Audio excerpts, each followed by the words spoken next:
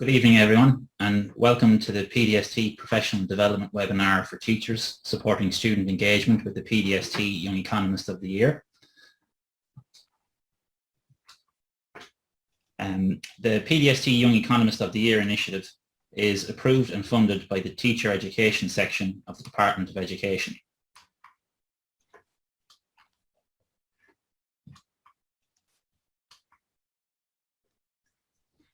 This year we were proud to be partnered by the Irish Economics Association, University College Dublin, Maynooth University, NUI Galway, Trinity College Dublin, University College Cork, University of Limerick, Munster Technological University, Technological University Dublin, the Central Bank of Ireland, the Irish Government Economic and Evaluation Service, the Economics and Social Research Institute, the Department of the Environment, Climate and Communications, the Business Studies Teachers Association of Ireland, the Oireachtas Library and Research Service, and Laois Education Centre. We at the PDST would like to thank our partner organisations for all of their support this year and would like to express our pleasure in welcoming those new partners' involvement. My name is Cian Sweeney. I'm an advisor with the PDST and I will be your host for this webinar. I would like to begin by welcoming our panellists, Dr. Bruno Miranda, Lecturer in Economics from Maynooth University, Dr. Kevin Denny from the UCD School of Economics, Shane Kerwin from the Professional Development Service for Teachers, Darren Lawler from the Oireachtas Parliamentary Research Service, and Dr. Rachel Farrell from the UCD School of Education. For all of the attendees tuned in this evening, we would like to take this opportunity to mention that your cameras will remain disabled for the duration of this event, so please feel free to relax and enjoy our panellists' inputs. Also, all of the materials and resources referred to this evening will be available on Skullnet in the coming days.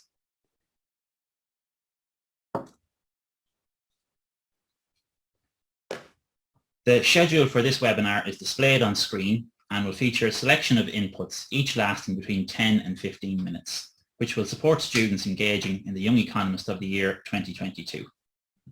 There will be 5 inputs in total from our panellists before we finish with a question and answer session and some closing remarks.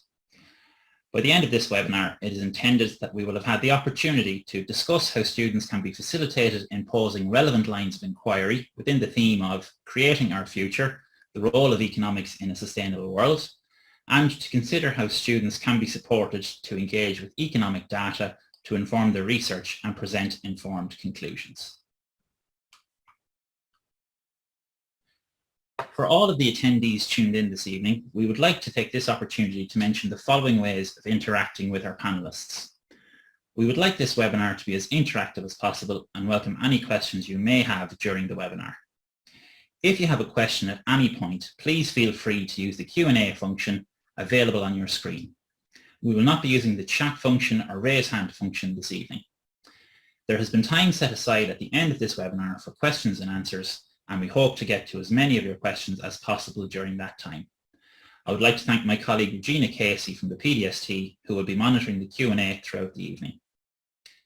After the webinar, there will be an evaluation form available to you, and we would appreciate any and all feedback which you can provide on this webinar. If you have just tuned in, we would like to reassure you that your cameras will remain disabled for the duration of this event, so please feel free to relax and enjoy our panellists' inputs. We're going to begin with our input from Dr. Bruno Miranda. Bruno joined the University of Maynooth as a lecturer in September 2021.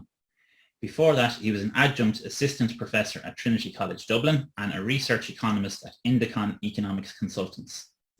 Bruno holds a PhD in economics from Trinity College Dublin, a master's in economics from the University of Bologna, and a BSc in business and economics from the University of Verona. Bruno's research interests include development and agricultural economics, and he has taught a wide array of different economics courses at the undergraduate and postgraduate level. And I will now hand over to Bruno. Okay, thank you very much, Cian, and thank you everybody for joining us, and also thank you to all of those who are gonna watch these later on. Can you please confirm me, Cian, that you can see my slides now? Yes, we can see them, Bruno. Thank you. All right. Thank you very much. So what I'm going to talk about today is how to develop a creative line of inquiry with a sound economic focus. which of course it's something that we are all interested in. First of all, because of the Young Economist of the Year award that requires a student to come up with a line of inquiry that has to do with economics. But this also will come handy in preparing for the new living cert, in particular for the research study that also asks students to come up with a research question that is related to economics and answer that with their tools.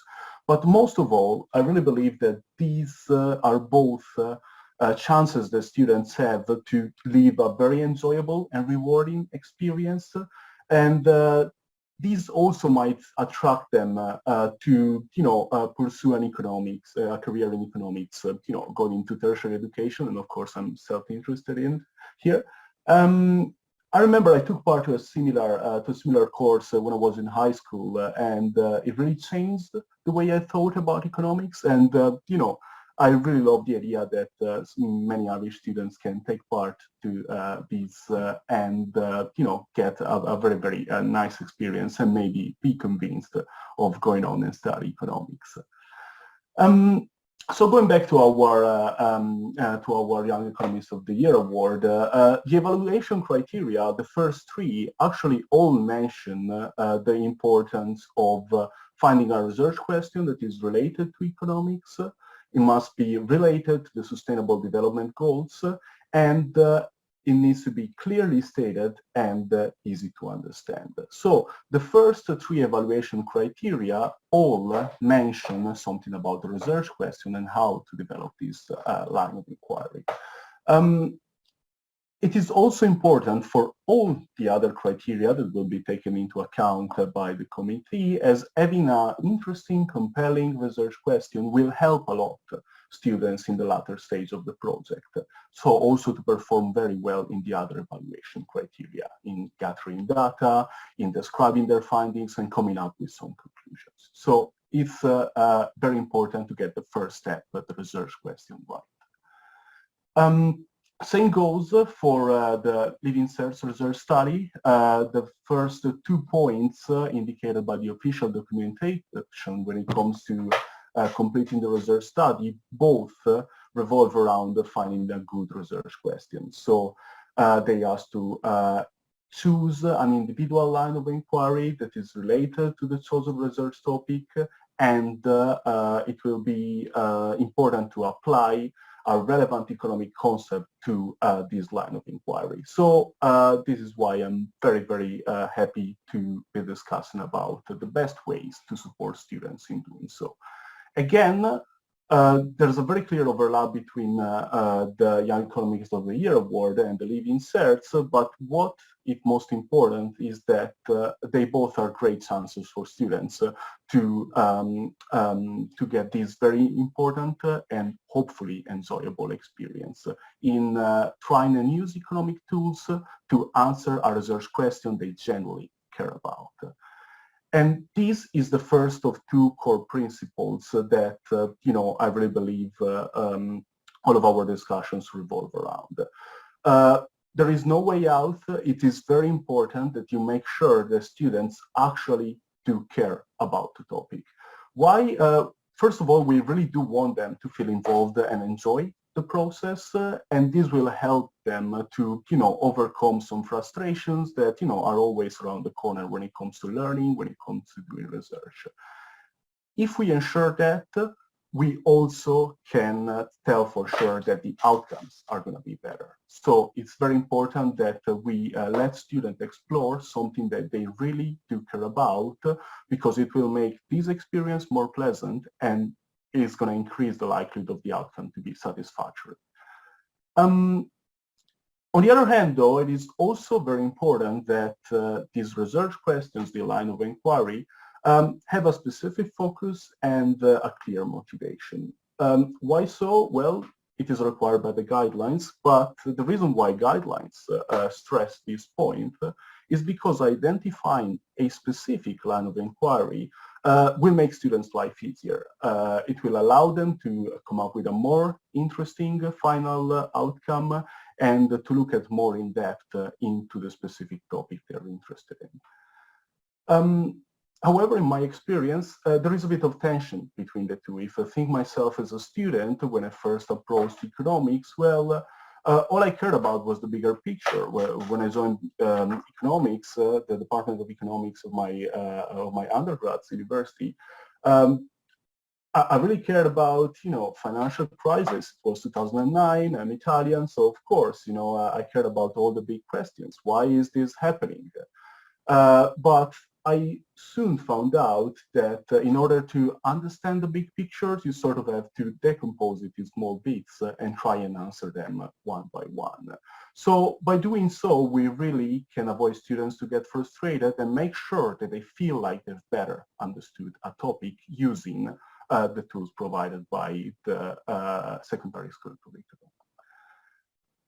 In a way, the Sustainable Development Goals that are the major theme of the Young Economist of the Year award help in making sure that they can find a narrow topic to focus on, because although themselves those 17 development goals are quite broadly phrased, and this is one of the critiques that have actually been moved by the academic world to these goals, they're actually hierarchically organized in a way that make it possible to identify within the goals some smaller topics that students can focus on. Those smaller topics are referred to in the official website as targets.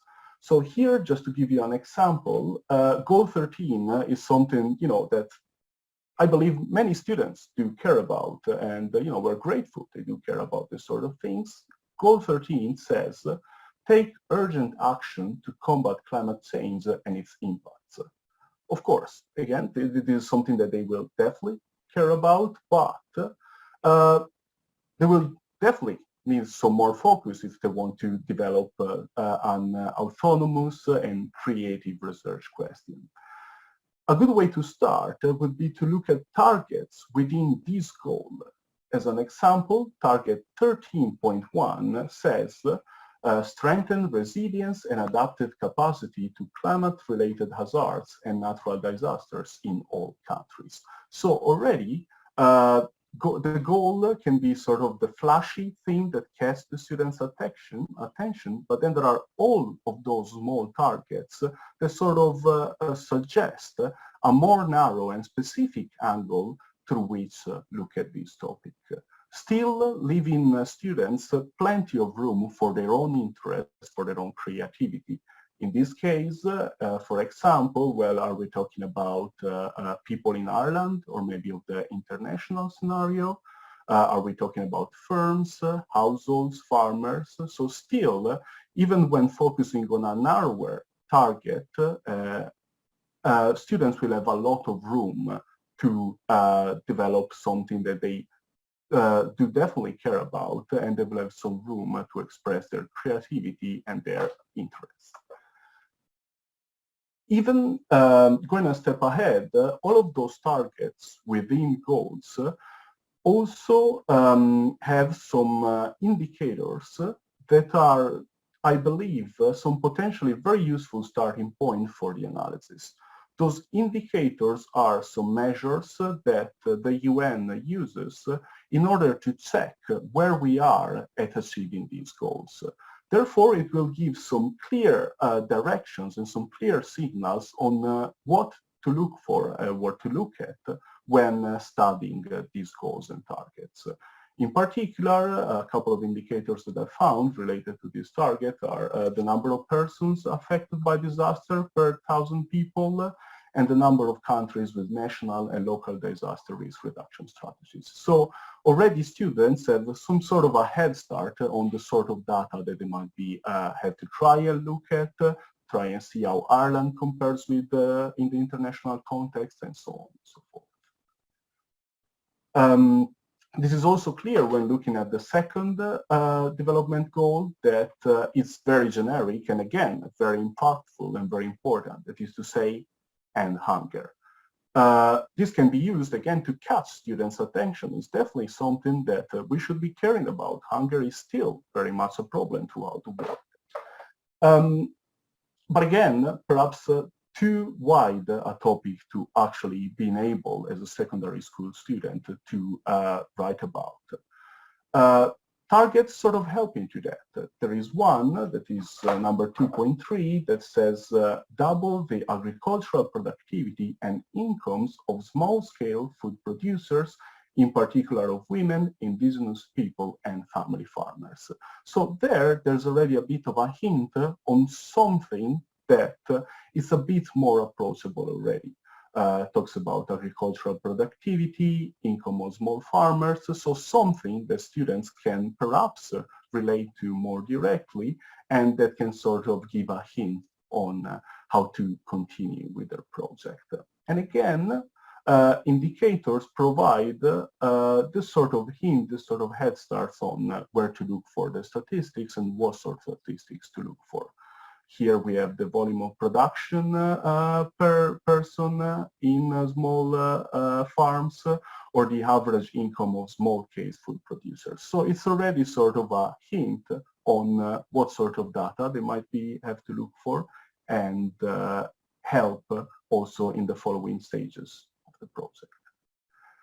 Again, this sort of hierarchical organization of the standard development goals can be leveraged in order to help students in focusing on a specific line of inquiry, but also in grabbing their attention with these goals that are quite, are quite massive in their importance and are very likely to sort of resonate in students' interests. Looking at some of the 2020 winners, Aoife, Maeve, Ella, and Elizabeth, they actually started from a target when developing their project on the impact of the use of supermarket vouchers on the environment and our economy. And they looked at target 12.3 that says that we should halve the per capita global food waste at both the retail and the consumer level. So rather than starting big, they sort of found directly a target that they could focus on, and they looked at some local issue, namely the use of supermarket voucher and its impact on this specific target. By narrowing their research focus like this, they managed to cite a multitude of local sources, from local newspapers to a survey that they organized autonomously on the topic. So they were actually able to ask people, I think they involved teachers in the school and so on, about their opinion on the supermarket vouchers and their use. So by focusing on a rather narrow topic, they actually managed to come up with a super interesting project, and very, very well done, and showcase their understanding of the economic side of it.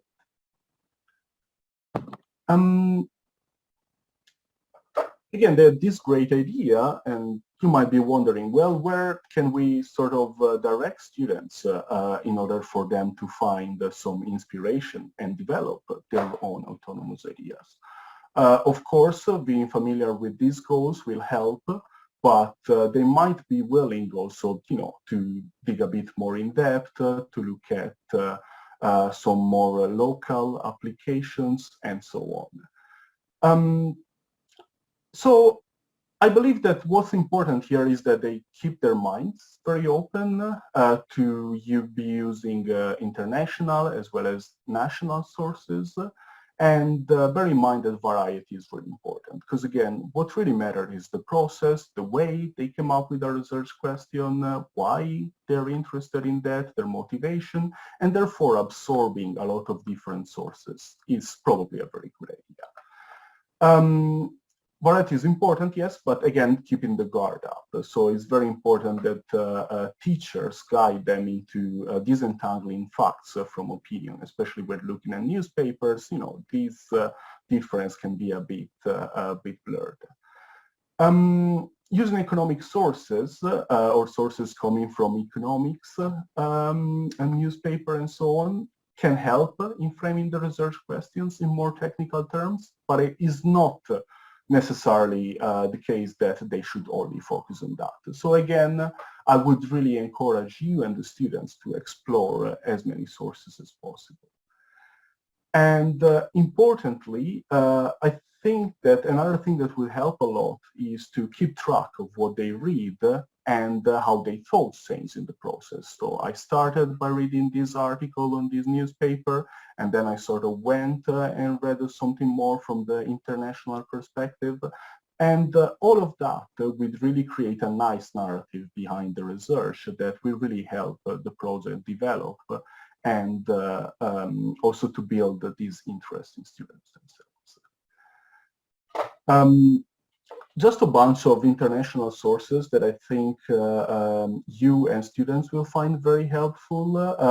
The official Standard Development, Sustainable Development Goals website is quite good, as it provides immediately some data and statistics on where we are at with those goals that can be used to motivate the analysis.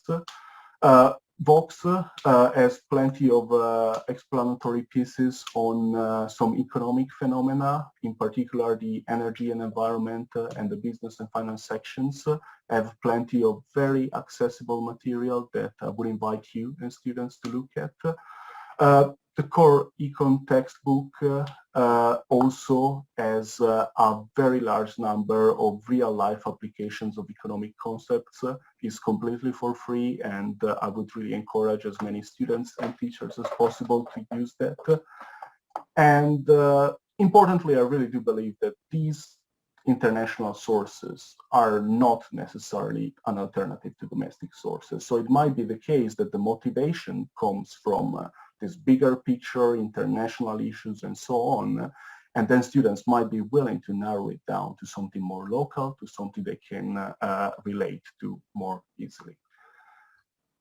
So moving on to domestic sources, well, the Irish Times is something that I use all the time with my own students, the undergrad level, because there's plenty of unbiased information on local policies, but also some great opinion pieces. And again, some opinions sometimes clash. So they give the students the chance to sort of see both sides of some issues, and in light of their own and independent research, maybe take a side, or maybe just say, okay, I acknowledge that there's a trade-off there, and I just want to be exploring even further what can I say based on my economic knowledge. ESRI also have a number of very interesting publications related to Ireland that you can explore by keyword search. So it's something that is very easy to do, and most of that is very accessible. And they also have a number of more articulate reports that they can use to find some more reference and data sources, although I know that, the talking about data will be later on, but still, I believe there's plenty of interesting stuff there. Central Bank of Ireland, they have a newly established climate change unit, so I'm fairly sure that there's going to be a lot of interesting output coming on sustainable development goals, so it might be a good idea to keep an eye on that. And a bit of cheeky self-promotion here, University of Maynooth, we have developed a number of videos for leading search students where they can see some real-life application of economic concepts. So that also can be a very nice way to sort of see some examples of textbook economic concepts applied to real-world scenarios. When it comes to this, I have two main suggestions when it comes to this idea of using economics and applying economics concepts. The first one is really not to be shy. I would hate for students to believe that they have to look for economics. Economics is everywhere. Whenever somebody makes a decision, whenever there are trade-offs to be examined, economics is always there.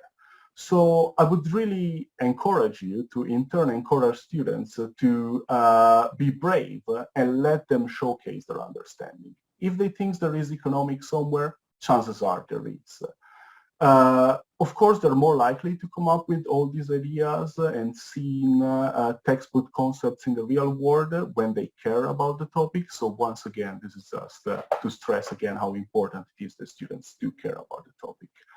And in this case, what I really believe is that the more is better. So whereas it is a good idea to focus the attention when it comes to the research question, when it comes to examining it, there is no point for students to be shy. If they see many applications of economics in the way perhaps there are some externalities, such as in the issue of the voucher or in the way the market is organized and so on, let them explore all of these lines. And at the same time, let students to be very open-minded.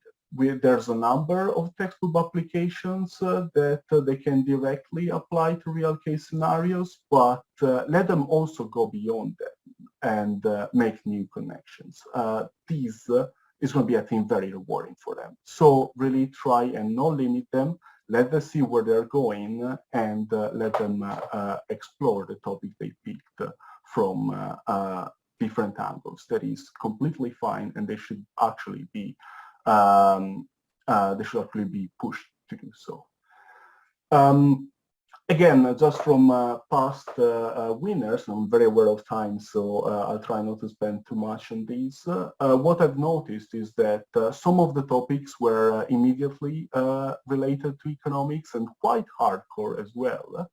But again, some other, like the case of supermarket vouchers, were apparently very sort of mundane, but the girls really managed to apply plenty of economic concepts there. They talked about the market structure of supermarket industry in Ireland. They talked about food inflation. They talked about social costs and externalities. They talked about diminishing marginal returns. So really, I guess that's what I meant with pick a very narrow topic, but then don't be afraid to see all of the potential applications of economics concepts there, because if you look hard enough, they are there. And finally, my open-minded line. That is to say, when we talk about externalities, sure, probably in textbooks you see stuff like the tasks on plastic, you have graphs like this, and those applications are actually very insightful and very important for students to understand what we're talking about. And they shouldn't be afraid of using these sort of very basic textbook ideas in their project. There's nothing wrong with that, as long as they showcase their understanding. But I would also encourage them to look a bit more also at the broader picture. This, in particular, is the last slide that I wanted to leave you. That shows some recent estimates of the impact of global warming and climate change on the world economies. And as we can see, those that will be most deeply affected are countries in sub-Saharan Africa or in areas of the world that are already quite poor. So when we talk about externalities, we're also talking about these types of externalities. Who is producing pollution and who is suffering for it? Who is in the bottom room making the decisions about how to proceed from now on? And are countries that are suffering the most from this adequately represented? So again, also this can be taught as a form of externalities that students might be willing to sort of explore further on. So again, I guess my message is really, although it is important for them to be aware of all the textbook scenarios, also let them read, let them enjoy the experience, and if they come up with a broader application of these economic concepts, that's that will be the optimal outcome, will be rewarding for them, and yeah, we really hope that both you and the students will really enjoy this process. Thank you. Thank you very much, Bruno. I'm sure students will find that input really, really useful in terms of where to go to find good information and how they can really focus their research. So thanks very much. I know teachers and students will get a lot of use from that. Our next input will be from Dr. Kevin Denny. Kevin studied economics at University College Dublin and Oxford University. He was a senior researcher at the Institute for Fiscal Studies in London before returning to take up an academic post in UCD in 1992. He is now Associate Professor and Head of School in the UCD School of Economics. His research interests include labour markets, education and the economics of health. So we'll hand over to you, Kevin, and really looking forward to your input now. Good evening. I hope you can see my my PowerPoint. Yes, we can. Yeah. Great. So it's a great pleasure to be here to talk to teachers. I really appreciate all the work that they've put in over the years. I've been involved in YEOTY for I don't know, 4 or 5 years, and it's been endlessly fascinating and fulfilling. So I'm just going to give some perspectives based on my experience as a judge. There's some overlap between what I said and the previous speaker. I just have 4 slides really. I can manage to move one down. There we go.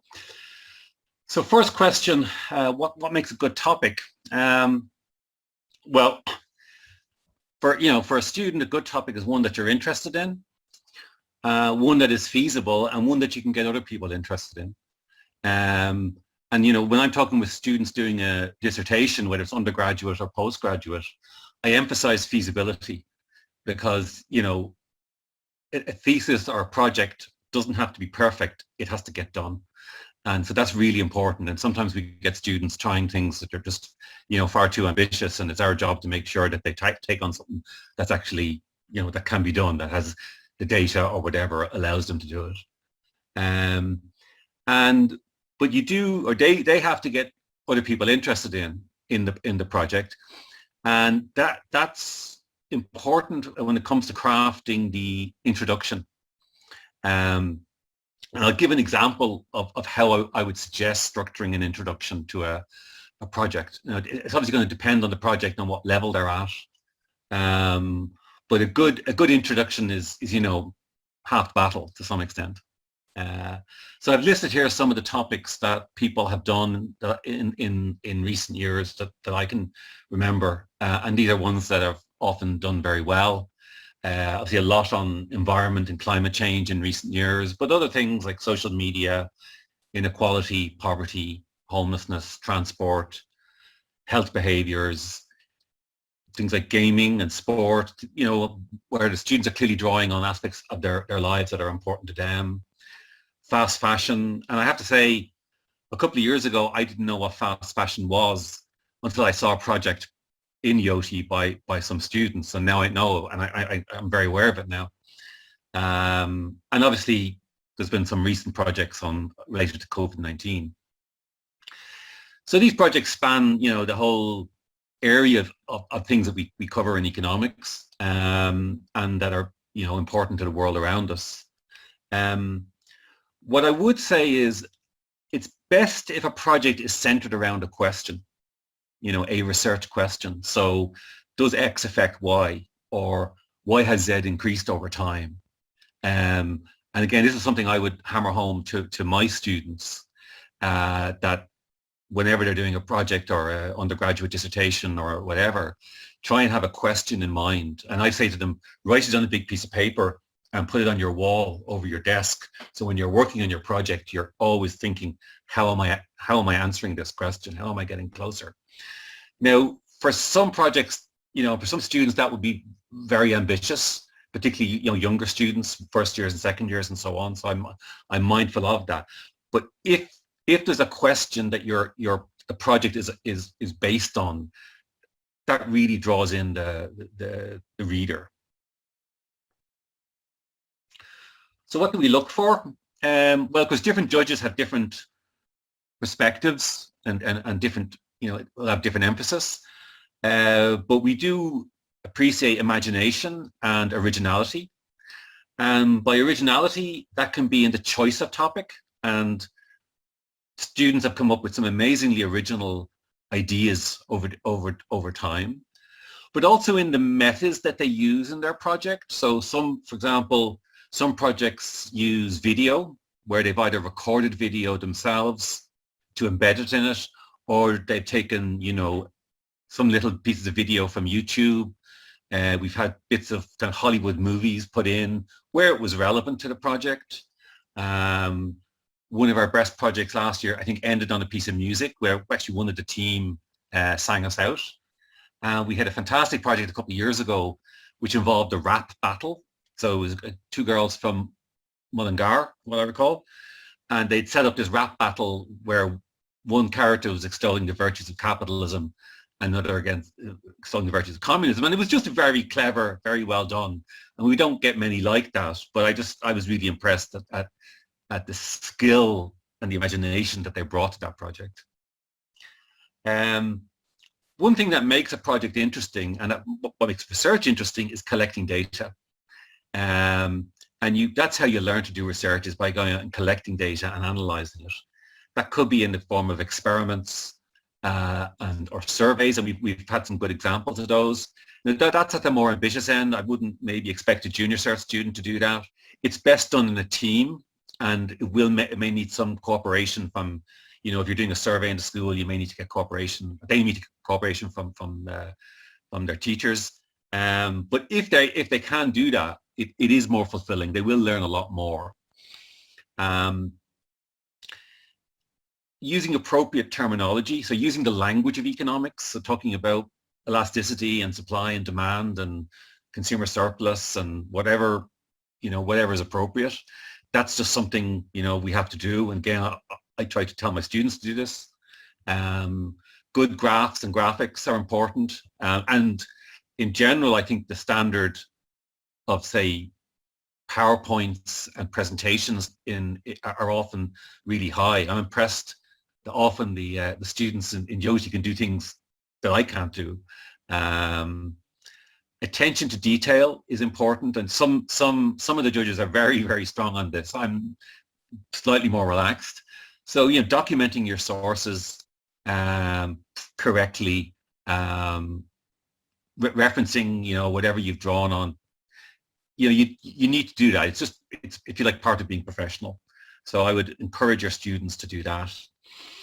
And in general, I think it's helpful to think of the project as following a narrative, a bit like the way a film or a novel follows a narrative, where you're kind of telling a story. You're bringing the reader along. So you get them interested at first, you tell them where you're going, you kind of show the research, and then you finish off.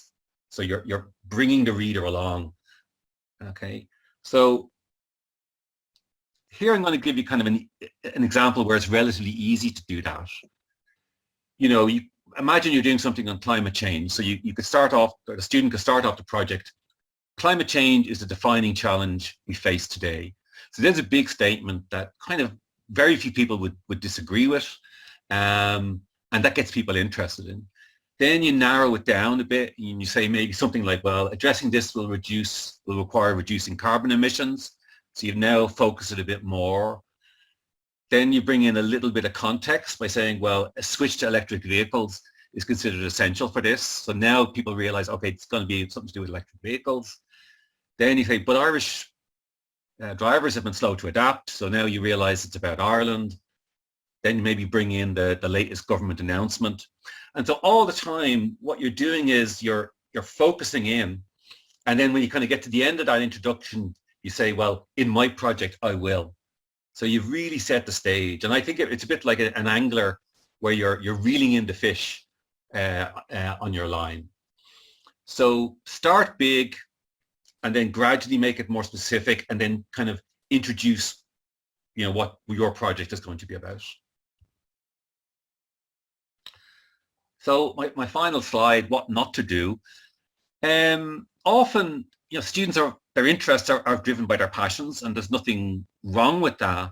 But it's important that, the heart doesn't rule over the head. And because you do get students who kind of set out to prove something, to say, oh, in this project, I will prove that. And that's kind of saying that they've made up their mind. What we want is a more calm, scientific approach where you say, in this project, I will investigate. or I will ask whether, rather than kind of signaling that you've made up your mind before you start the project. Okay, so it's important to be, non-partisan. Students shouldn't assume the judge knows everything about their topic. So sometimes we get students doing things and they're doing something on cryptocurrencies or Bitcoin or something like that, which I know nothing about. And so while the judges will know a lot more economics than they do and will know a lot of economics, they may not know everything about their particular niche. As a general rule, again, I say this to my students, it's better not to attempt too big a topic, in the sense that you're better off doing addressing a narrow question well, because that's what research is all about. Every piece of research that I see, you're really zooming in on a small part of the picture. Now you're relating it to the larger question, but you're generally tackling a very kind of precise question. So for example, rather than doing a project on the economics of smoking, it would be better to do one saying, has tax policy reduced smoking in Ireland, which is more precise. Now, it depends on the level they're at, right? A first-year student who has a project called the economics of smoking, I think that's fine. I'd be quite happy with that. But maybe a Leaving Cert student might have a more focused project. I think that would be better. So that's all I have to say. And I'll stick around if people have any questions or comments. But for the moment, I'll stop there. Thanks very much, Kevin, for that input. I'm sure students will take a lot from it, and teachers as well. And I think the point there of answering a focused question well really will support students throughout the process of engaging with Young Economist of the Year. So thanks very much, Kevin. Our next input is from Shane Kerwin.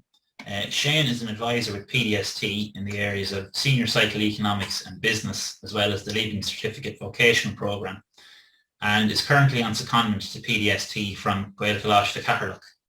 Shane has been supporting teachers of economics with the implementation of the new subject specification since 2019. So over to you, Shane. Thanks very much, Cian. Evening, everyone. I'm delighted to join in on behalf of the PDST economics team.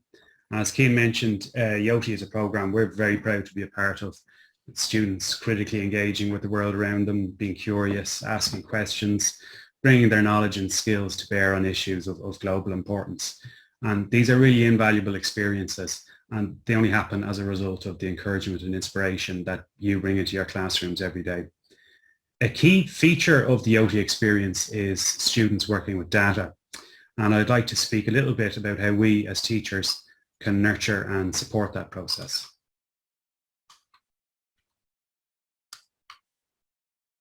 I'll begin just by highlighting a few useful websites for teaching, learning and assessment. And there we go. SchoolNet, first of all, has a wide range of resources across all subjects at junior and senior cycle. And there's a dedicated page for economics that contains Cpd material, YEOTY resources, and plenty more besides. One recent piece that may be relevant is the PDST webinar based on the research study process for Leaving Certificate Economics. That showcases strategies and resources that support effective student research, and a lot of it may be applicable to students and teachers considering entering YEOTY this year. The PDST Digital Technologies page and the Blended Learning website,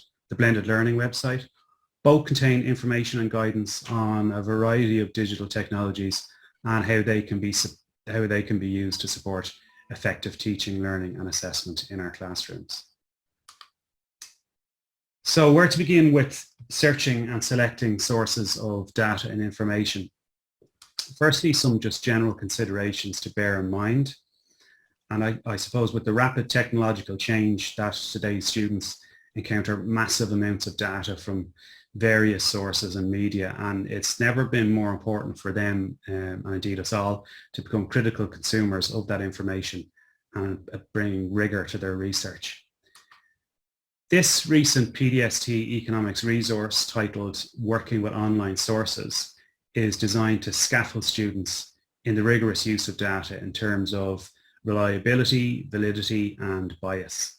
It contains prompt questions under those three headings, which students could use in groups or individually to critique whatever sources they may be investigating. In terms of reliability, students might check the origin of a piece. For example, this infographic compiled by the CSO is based on reliable data sources, and the CSO provide links for the original sources of the data and figures that they cite. And students could use those for further exploration. These CSO infographics are very popular in classrooms, and CSO also have data visualization tools, and they serve as accessible, student-friendly gateways into working with data. On the economics page on SchoolNet, you will find a curated list of reliable websites, including the CSO, that could be used as a starting point for students in accessing data. Also on SchoolNet, on the Tools for Teachers page, you'll find the National Newspaper Archives. And the Department of Education has funded access to these archives, which include national and regional newspapers, with some going back as far as the 1800s. Articles can be scanned, downloaded, copied and pasted into worksheets, documents, etc. Also on that page, on the Tools for Teachers page on SchoolNet, World Book Online is a reliable, licensed online encyclopedia with teams of expert curators, and is also available free of charge to students and teachers through SchoolNet. It has many built-in features that especially aim to make reliable information accessible for all our learners. In terms of validity, students might consider how up-to-date the data is or how relevant it is to the issue being investigated. For example, take this recent headline from an article this headline which accompanied an article in a recent national newspaper piece. And while its figures on GDP and the proportion of GDP spent on education in Ireland might be reliable, senior cycle economics students learn that GDP isn't always the most appropriate indicator of Ireland's national wealth, and that maybe drawing comparisons with other countries based on GDP may not be valid. And obviously, finally, it's also important to consider issues of bias in articles, interviews, opinion pieces, etc. And some of our previous speakers have mentioned how they are useful sources. The prompt questions on this resource will also encourage students to do that and be mindful of different viewpoints on an issue. So researching online is a skill in itself that students develop with practice and guidance from their teachers. I'll highlight as well webwise.ie, another PDST website, which has lots of classroom-ready resources and information relating to students navigating the online world in a safe manner. Finally, Professor Rowena Pecanino of Maynooth University and the Irish Economic Association has produced this excellent short guide to research in the YEOTY programme. It's accessible on SchoolNet, and we're very grateful to Rowena for putting it together and making it available to everyone. As students examine their sources of data and use them to inform their thinking, it's worth considering how they can organise their ideas, relate the data to prior knowledge in the economics classroom, and make sense of it in general. Jamboard is a digital application, a digital whiteboard that allows users to put a structure on their investigation and move ideas around the whiteboard. It's collaborative as well. ThingLink is another digital application that can help them collect their sources of data and make them accessible in a highly visual fashion. Moving away from the digital sphere, graphic organisers such as concept maps, fishbone diagrams, these could help students with pen and paper identify core issues of an issue. And this PDST publication on screen has templates of popular graphic organisers and suggestions for classroom use. Having sourced reliable data, students now need to analyse and evaluate it, which will allow them to draw their own informed conclusions on their question or investigation. So if we take an example, this graph from the CSO shows the number of new cars sold in Ireland from 2013 to 2020, broken down by fuel type, diesel, petrol, hybrid, electric. The PDST resource, beg your pardon, This PDST resource, Working with Data, contains a series of prompt questions under the headings of identification, interpretation, application and analysis, and arguments and judgments. And these prompts are designed to provide a framework for students to critically analyze and evaluate their data by considering what the data tells us, what trends are visible, can we identify factors that explain these trends, are economic concepts and theories, are they evident or they help explain factors, or are there other important issues that the data doesn't tell us?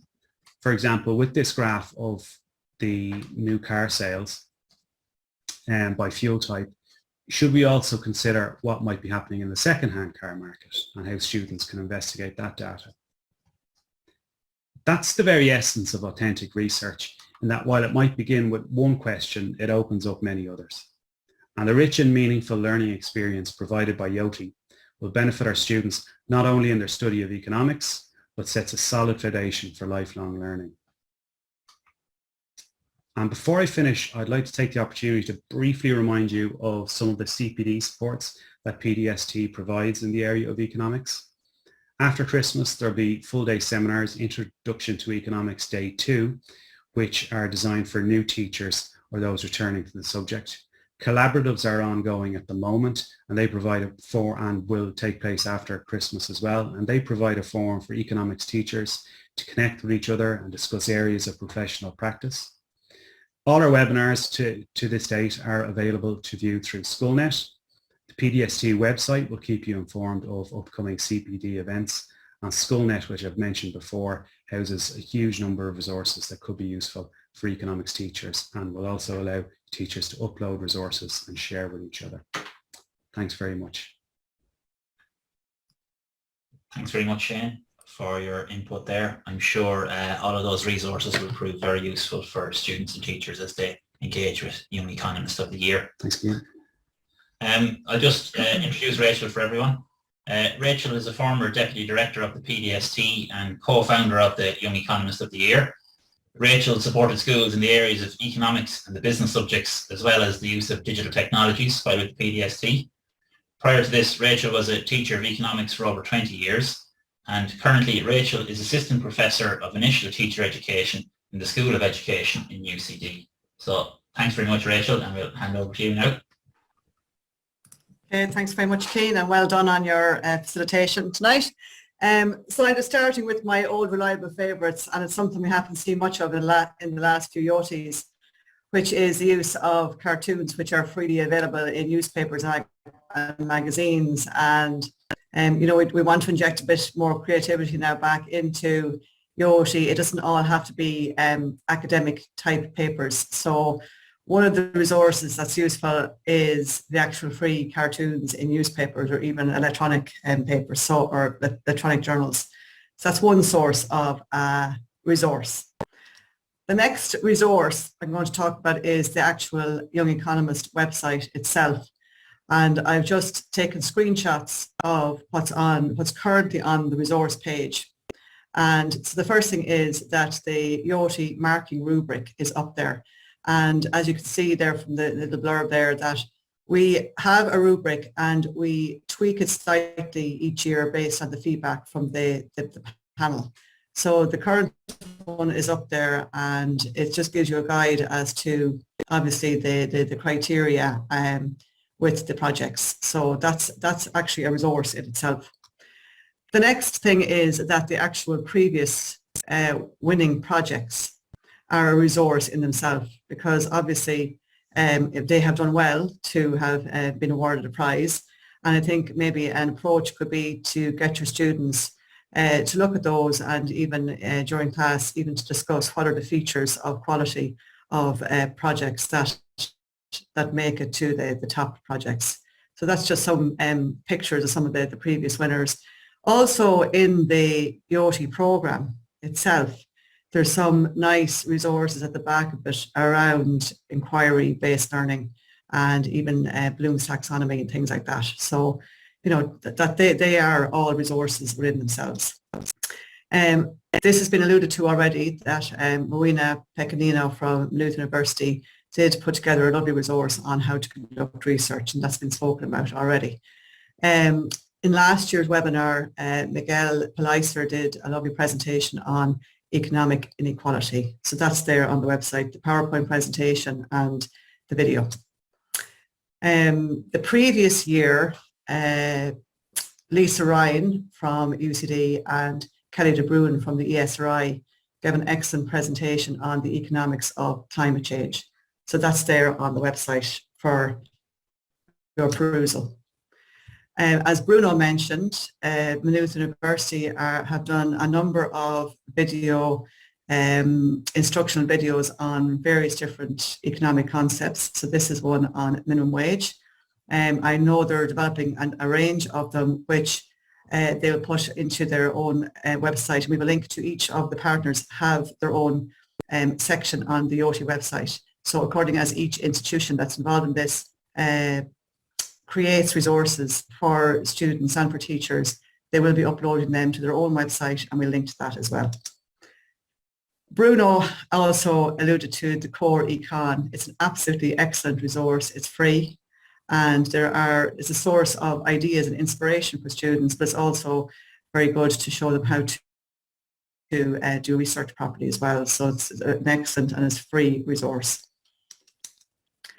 The economistfoundation.org is also an excellent resource, and the particular part within it is they have a section called Topical Talk, and again that might be a source of inspiration for students of ideas, and it's really well laid out. Here's one on rewilding, another one here on food, greener choices for food, and it's very visually stimulating, and it might be a stimulus for students, and they might give them ideas for the questions. This was alluded to already, that the Sustainable Development Goals official website, the globalgoals.org, has some excellent resources and information. And also within that, there is a section called The World's Largest Lesson. So there is fantastic resources even for you in the teaching of economics, and it might be a source of ideas and inspiration for students. And I think finally, just to say that there is a Government of Ireland initiative called Creating Our Future. And that's what the overarching theme of this is, creating our future, the role of economics. And I think it would be great that some of the projects emerging from YEOTY 2022 could be submitted to this, because the Government of Ireland are asking people to submit their ideas about creating our future. So I would hope that your students will create ideas about creating a new future underpinned by sound economics. So that's all from me. And thanks very much to everybody for their contributions. Thank you. Thanks very much, Rachel. It's great to hear from you, having been involved in the project for so long. We might come back to Darren. I don't know if you're able to share your screen there now. Our next input is going to be from Darren Lawler. And Darren is Senior Parliamentary Researcher in Economics with the Oireachtas Parliamentary Research Service, or PRS for short, within the Oireachtas Library and Research Service, or LNRS for short. An Economics and Public Policy graduate of Trinity College Dublin and University College Dublin, Darren has previously worked in policy, communications and advocacy roles within the Department of Taoiseach, Public Affairs Ireland and European Movement Ireland.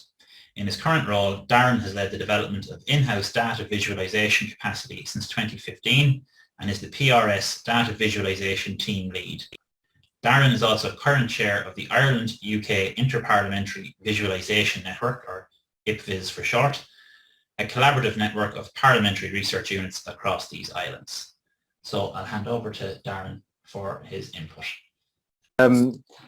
No, thank you so much, everybody. Thank you so much to the PDST team, and particularly to Rachel, who she'll remember our initial discussions about getting involved in YEOTY as the Oireachtas Library and Research Service. But it's a great pleasure to speak to teachers as well, and particularly to share my experience as a senior parliamentary researcher and the head of data visualization in the Oireachtas Library and Research Service and the Parliamentary Research Service more specifically.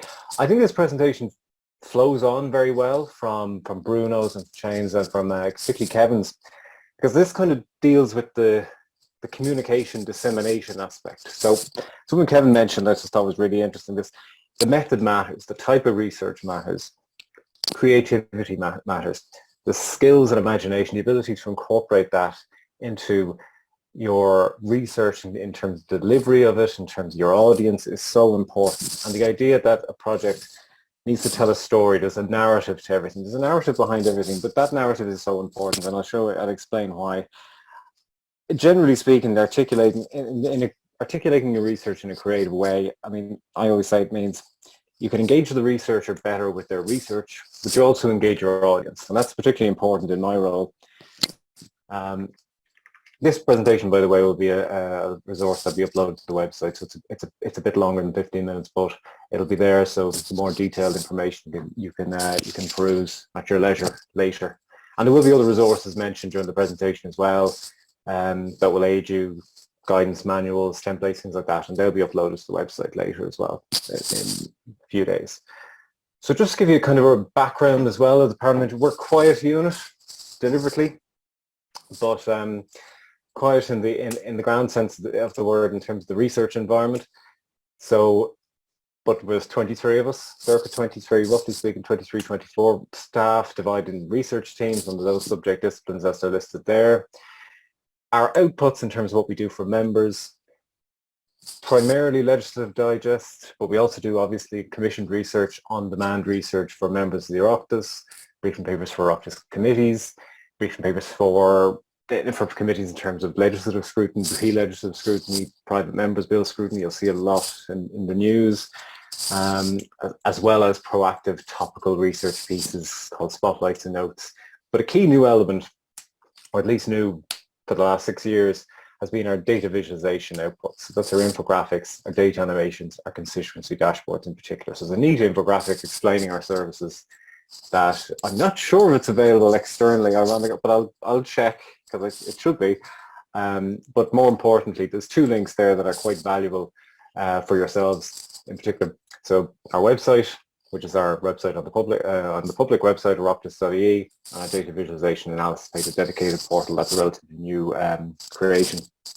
But why does this matter? Why does our experience matter? And why would it be useful and insightful to yourselves as teachers, teaching economic students? Well, while we're subject specialists, we're not data visualization specialists by any stretch of the imagination.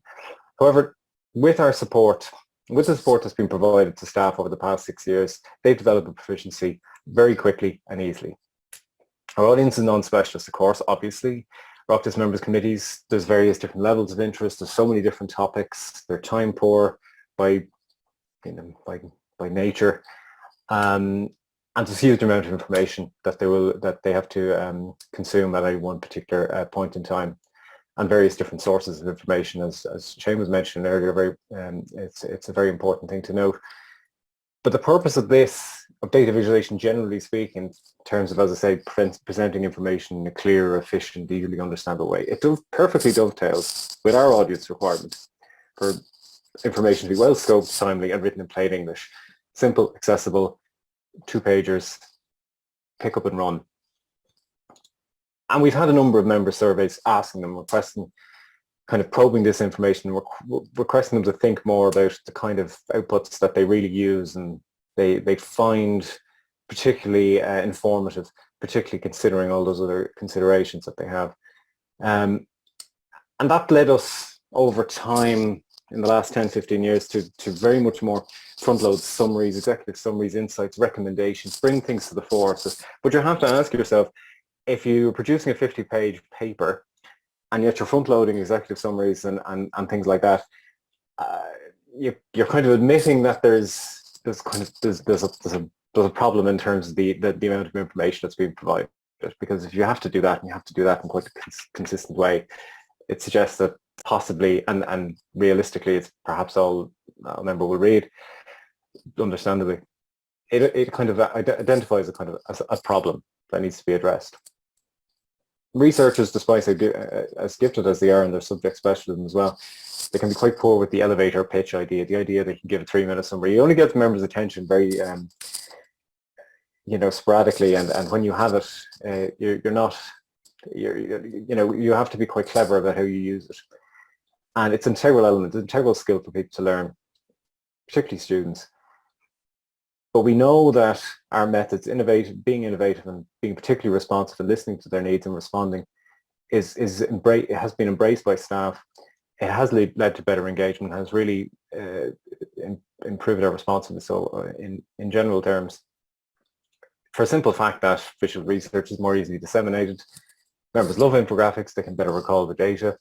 And this is a key point as well. It's a must-have skill in the social science economics field to highlight research. It certainly has entered things like information booklets and jobs more recently as a desirable skill to have when you're coming into the economics and social science fields. And it really is for many reasons. Just to mention our visual and our output suite is kind of structured under these three pillars. So you have statics, we have infographics, these are the infographics, just the standard flat infographics. You have interactives more recently, these are data animations. So, as I said, a fairly new venture, but allows members and their staff to manipulate information and engage better with information and embrace their digital resources that they have accessible to them. Like broken tablets and things like that, and younger members who are more readily keen to kind of access information this way. And our constituency dashboard, the GIS mapping tool, which is more prominent. Key point though about all these things is they're all free, except the one thing is that the software we use to do the static graphics, in terms of we only simply use Microsoft Publisher or Microsoft PowerPoint. We use icons as well. So we use a standardized icon database, which is a noun project. It's available at a low price.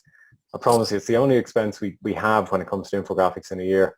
It's $39.99. It's quite embarrassing in a sense that that's dollars. It's quite embarrassing because there's a back to school kind of cost for this. Back to school and the entire Oireachtas is using the one license. But it's a small cost. The rest, Flourish, for example, for our data animations more recently, is free. And free means public as well. And Tableau as well is free. Now the dashboards were designed externally, but it's important to note that they're free. So there's not there isn't an issue in terms of these kind of the pickup costs, kind of sunk costs when you're starting these things. This slide just kind of summarizes our journey, just roughly speaking, in terms of static infographics. Won't go into it in great detail, but because these slides do go and explain it. So roughly speaking, we had very limited examples from about when we actually started properly looking at this in about October 2014, so 7 years ago. We realized that we weren't really doing anything particularly visual. We were incorporating a few graphics into publications and things like that, but it was nothing extraordinary. A lot of these things can be generated much more easily than they were at the time. Like tree maps is a common feature in Excel now, but it wasn't at the time. But it was fairly limited in what we were doing. One exception was this budget chart, which members still have, although it's hopelessly out of date, but they still have on the back of their door. Big change, the big catalyst factor was very much, we kind of summarized into, there's 4 different elements to this. So these are the motivational factors about why we actually went down this route in terms of developing in-house capacity to produce data visualization outputs, or at the time, static graphics. So new entrants in staff, post, civil service freeze. A lot of the younger staff, graduate level staff came in with various different newer skills. Infographics obviously represent best practice. There was a huge boon. A lot of parliamentary research services were using them. They had a lot of tracking resources, a lot of things like economic indicators, publications you'll be familiar with, or like the environmental indicators that Shane mentioned. CSO did a lot of different services for doing that as an information resource for members. The key point is they address information overload. They're engaging. Obviously, here everyone's competing for the attention of a member, and members having to devote time or portion time very carefully when it comes to their day-to-day and their parliamentary duties just generally, and the committee duties more specifically.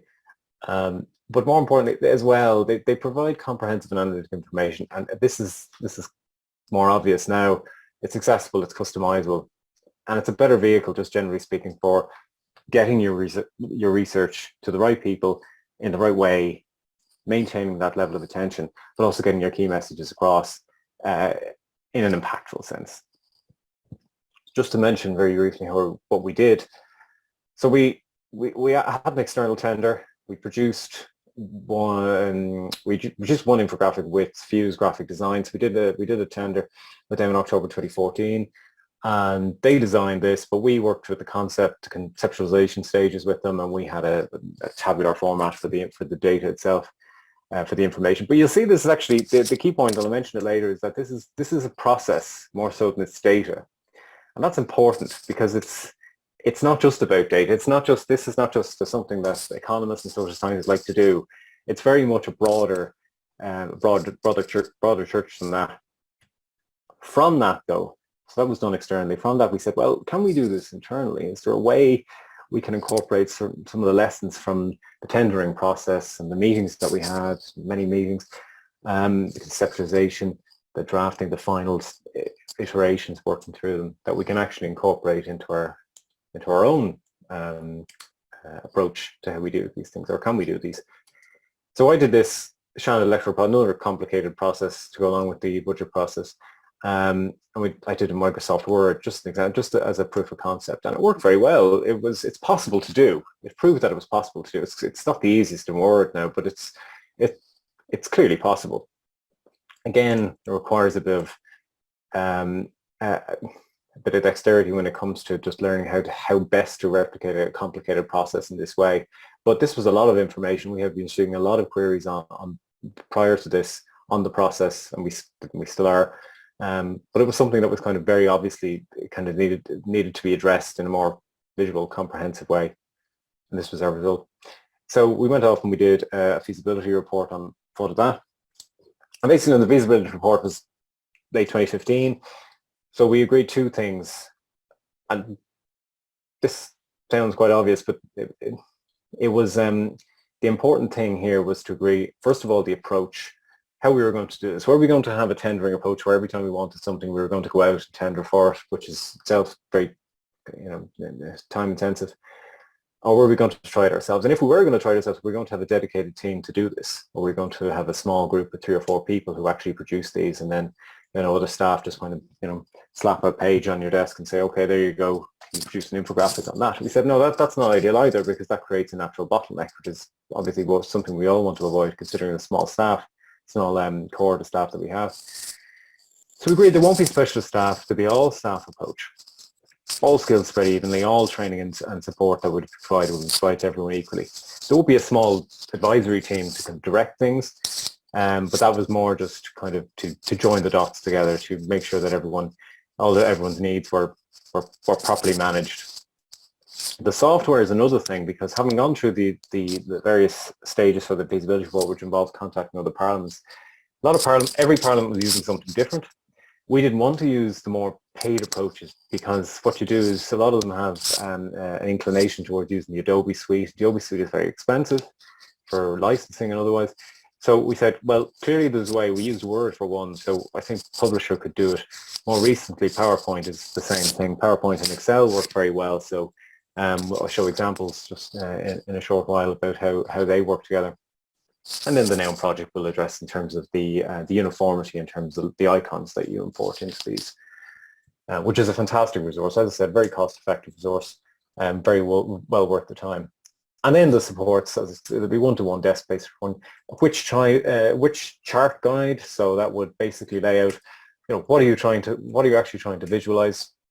Have a look through this. There's many different iterations of this. This has changed over time, and now there's a plethora. There's hundreds of websites that do all these sort of things. A lot of the charts and things that you can download very, very easily. And 2 how-to guides. More importantly, 2 how-to guides that would basically staff be able to pick up and use, or peruse and ultimately use the software quickly. And these were which I'll provide to you as well later. Infographics is more just the universe in which we're operating in, what these are, what they're intended to do. But then there was the tool for the nuts and bolts, as I said, for the actual tool itself. Like, this is how you use it. So we crafted this very carefully to remove the intimidation factor, to make sure that there's a multitude of abilities, a very wide level of abilities. Some have basically admitted very, very early on they have no ability to this. They don't think visually, they're not able to do it. But so we set this out with everyone in mind. broad range of abilities. And the publisher manual then is something that we updated over time. Just to mention the inspiration, this is quite obvious. More recently, it's obvious because you can get inspiration from any source really. But then at the time, I think a lot of Google search of certain things will get you there in terms of your. You think you're terrible clever, but oftentimes someone else has come up with something that's quite useful in terms, especially in terms of something like we did, which I saw an example is the legislative process. Obviously, another service is most likely to have done something like that. So you can kind of repurpose what's been done already, or you can just borrow the concept itself and kind of it'll give you a bit of insight into how to structure something. Various different other things like Canva, Pinterest, information, beautiful. There's many different things. For us, because we're parliamentary researchers, obviously the best source was our other parliamentary researchers, so other parliamentary research colleagues. So this is the European Parliamentary Research Service, the House of Commons. We have a very close working relationship with the legislators in these islands, particularly the House of Commons and the Scottish Parliament. So it's very useful. So, but basically that helps, and that was a new initiative as well in terms of our visualization collaboration. So we actually established a subgroup of an existing exchange, which was very more an annual kind of meeting that we had, and that's where the subgroup for visualization came from, which I'm currently chair of. To give you some examples, so as I said, the first few that we did were very much testing a very rough template, and we're just basically landing things on a page and seeing how it works, and then working back with the subject matter specialist, or else they drafted it, we worked with them. So there was kind of a give and take relationship there. So, but as I said, there's two different ways to, there's two different products ultimately. And the idea is that there's a process graphic and there's data graphics. The data graphics are more familiar, and people think they're more relevant for economics, but not necessarily. But here are some examples of ones we had done. So very visually appealing, very accessible, great commentary on social media. And I should mention up the top, it says there that we've done basically 199. I didn't say 200 because I'm not rounding it up, because I'm accounting for these very carefully rather than just rounding up for the sake of it. But 199 since October 2014, which is about 30 a year.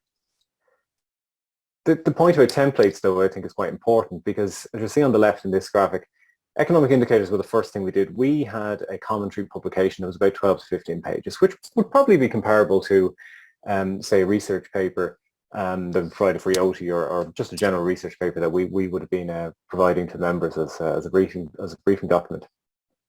But there was this kind of duplication of effort. There was a duplication of commentary, and it didn't seem very useful to do the same thing. Again, like CSO says this, EPA says this, the pensions authority said, like, it was kind of, it was not really necessary, because the members like to know there's multiple sources available, but they didn't necessarily need to read all the commentary through your words, and that it's the same commentary through as someone else has already provided. So we said, well, let's compile it in a visual format. So we did in 2016, and we produced this on the left there. But the really important thing is you get great mileage out of these, because you have your template. It's easily replicatable. So you say, right, well, we said, well, there's more topics that we'd like to do in this format. So using that exact same template, which I said is published, as I said earlier, is published in PowerPoint with Excel graphs. Literally import the Excel graph into the document, you structure it, you lay out your text. Very straightforward. We built the Education in Ireland snapshot there, which is also very powerful, very successful. Unfortunately, we'd also built the COVID in Ireland snapshot, same as, using the same template. More recently, probably more relevant, particularly relevant for the topic of YEOTY 2022, is the environmental indicators. So again, very successful. Goes through the subject specialists, and they all kind of settle on the modules that would be in this publication. Ultimately, will be they're the visuals that you see there. I'll just go briefly through our interactive journey, because that's quite a useful one as well. So interactives are fairly new. We have done different things since about 2014, but more recently in March 2020, because COVID presented a somewhat serendipitous opportunity for us to engage with these more online tools. So Flourish is a tool that's completely online. It's in your browser. You might have heard of it. It's in your browser. You don't download anything. You just log in, create a free account, and you can produce a very, I don't like to say slide deck, but it's quite PowerPointy. But it's visual, it's interactive. It's there's great options in terms of how you the kind of charts, the kind of visuals you can provide. You can add a narrative, building upon what Kevin was saying earlier. You can build a very strong narrative, very interesting narrative. You can add annotations. It's so flexible, so powerful, and very succinct. Great tool, and we used it for the COVID data, and we used it to great effect. Just to mention then. Sorry, Darren, I might just mention there, just we're under a little bit of time pressure, so we might just say that if there is maybe the last couple of bits you wanted to mention there, but we will be making your slides available after today for everyone. So no problem at all. No problem. That's okay. I'm just there. I'm just there. If I can just get 3 seconds. That's perfect. Thanks, million, Darren. Not at all. Not at all. There's some examples just as well. As I said, there'll be more. The more important thing is to look at the data visualization portal. You'll see examples of what we have. And there's a reference manual as well, more importantly, that you'll be able to access. This is just, there's a lot here, but this is the last slide. I just thought in terms of specific to YEOTY, there'd be some interesting things to say just in terms of the bottom there. So it gives students that opportunity. I think using this sort of method, that clearly it's possible to do this sort of thing for non-specialists to use it and non-specialists to pick it up quickly.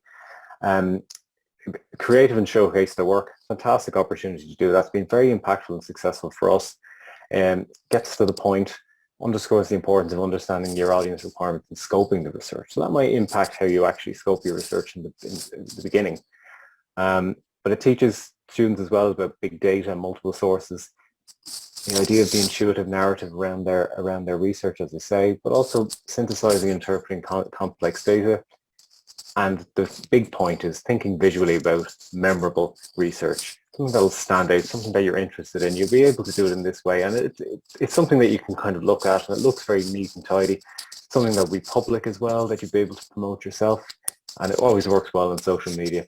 And just last point, it's increasingly desirable essential requirements in the profession as an economist and as a social scientist. So something if you can do initially, if you can start when you're a student and you're leaving cert, in the senior cycle, junior or senior cycle, it's really powerful and really useful thing to develop over time. So there we are, and there's my contact details. As I said, it'll be uploaded on the website as well, so you'll be able to access that. But thank you very much. Thanks very much, Darren. Presentations look really well, and I'm sure students will take a lot from that. So we've just coming to the end of the evening, but we just have a minute or two for a quick Q&A, a couple of questions that were sent in. And the first question that I might just come to, I might ask Kevin, you might take this one. Would you have any advice on how students can develop a good introduction as part of their projects? That's a good question. I mean, I kind of touched on it a bit. So I mean, you're trying to sell your project. You're into business and marketing, and your project may be very interesting to you, but you've got to persuade the reader, the judge.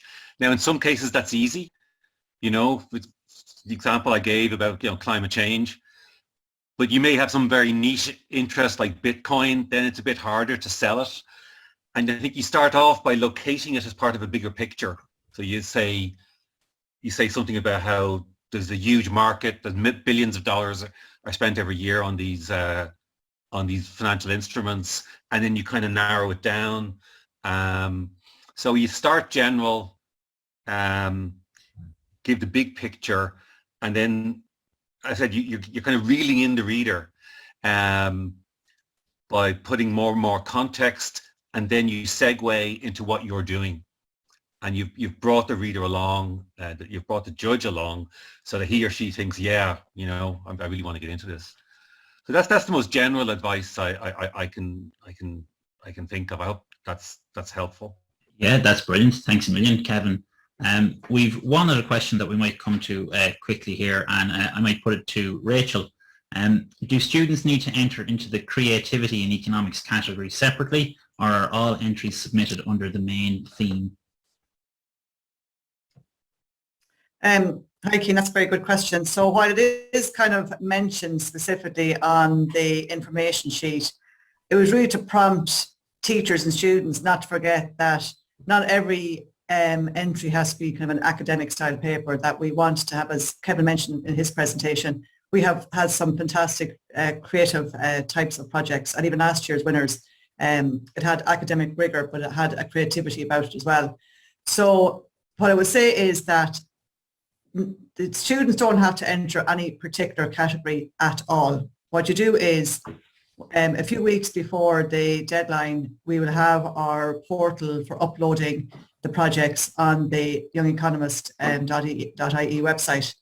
And part of the uploading will be to submit a short abstract, and that will allow the judges to filter the projects into different categories. And then, so it's not, you don't have to actually click a category or enter a particular category per se. So I hope that answers the question.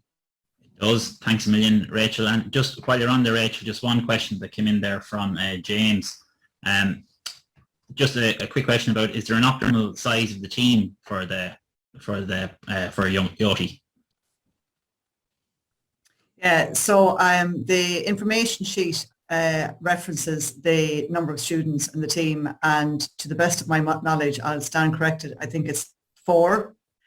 Yeah, I think 4 is I think the reason, yeah, I think the reason is because in some instances we've had a project where it's a whole class group and it could be up to 20. So, you know, we want meaningful engagement with a number of students all contributing to a project. And I know last year's winners was a bigger group. So it's just to have that there's a kind of standardized group, and I'm not saying that 4 is optimal. There might be 2 or 3, but it's kind of up to 4. So that's the decision that was made for this year.